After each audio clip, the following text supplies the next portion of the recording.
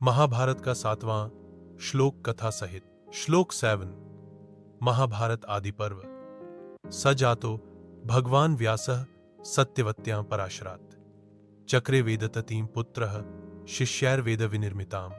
L Hindi अर्थ पराशर मुनि से सत्यवती के गर्भ से भगवान वेदव्यास का जन्म हुआ। उन्होंने अपने शिष्यों के माध्यम से वेदों का संकलन कर वेद समूह की रचना की। प्राचीन समय की बात है, हस्तिनापुर के समीप यमुना नदी के तट पर एक साधारण सी कन्या नाव चलाया करती थी। उसका नाम था सत्यवती। वह पहले मत्स्यगंधा कहलाती थी क्योंकि उसके शरीर से मछली की गंध आती थी, लेकिन एक दिन महर्षि पराशर की कृपा से उसकी गंध दिव्य सुगंध में बदल गई और वह यशस्विनी बनी। पराशर मुनि, जो अत्यंत तेजस्वी थे, सत्यवती से प्रभावित हुए और एक तेजस्वी पुत्र की इच्छा प्रकट की।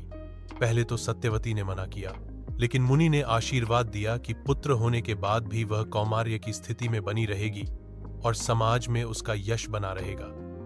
नदी के मध्य एक दिव्य वातावरण उत्पन्न हुआ और वहीं एक तेजस्वी बालक का जन्म हुआ, जो जन्म के साथ ही बड़ा हो गया। यही थे महर्षि वेदव्यास।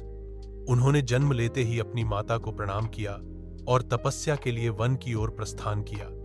वेदव्यास ने वेदों का विभाजन किया और 4 वेदों को अलग अलग रूप में सुव्यवस्थित किया।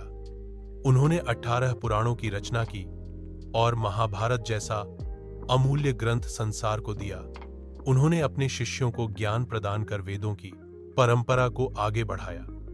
यही कारण है कि उन्हें भगवान कहा गया, क्योंकि वे केवल ऋषि नहीं बल्कि ज्ञान के मूर्त रूप थे। इस श्लोक के माध्यम से व्यास जी के दिव्य जन्म और उनके अद्भुत कार्यों का स्मरण किया जाता है।